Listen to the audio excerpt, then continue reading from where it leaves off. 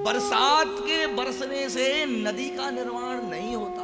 बरसात से बहने वाला जल भूमि में सोख लेती है, नदी नालों में बह करके निकल जाता है, लेकिन नवीन धारा का निर्माण बरसात नहीं कर पाती। और वहीं वो जल किसी छोटे से स्रोत से निकलता है तो आगे चल करके वो विशाल धारा का रूप धारण करके बहता है, तो वो विशाल धारा बन जाता है और अमर्यादित होता है तो वो सूख जाता है, नष्ट हो जाता है। इतनी वर्षा होती है, बाढ़ आ जाती है, लोग डूब जाते हैं, घर बह जाते हैं, लेकिन एक भी नई नदी का निर्माण नहीं होता कि इस बार बहुत बरसात हुई है तो इसलिए इस बार ये नई नदी तैयार हो गई।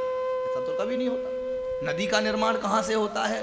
नदी का निर्माण तो सर्वथा अपने स्रोत से होता है, और वो स्रोत बहुत छोटा सा होता है। आप जो गौमुख गए हो, उन्होंने गौमुख में अगर गंगा का स्वरूप दर्शन किया हो, ऐसा लगेगा ये इतनी सी गंगा, और वो गंगा जब बहती है तो इतना विशाल रूप धारण कर लेती है कि बहाव में खड़ा नहीं हुआ जाता। नर्मदा, कितने बड़े बड़े विशाल पर्वत खंड नर्मदा के अंदर डूबे हुए हैं, इतनी गहरी है नर्मदा। और नर्मदा जी निकलती हैं, वहां जाकर के अमरकंटक में दर्शन कीजिए, इतना सा मुख है और वहां से जल गिर रहा है, लेकिन वो स्रोत है, वो आधार है, इसलिए धारा निर्माण हो चुकी है। और निराधार बहने वाले की धारा का कभी निर्माण नहीं होता।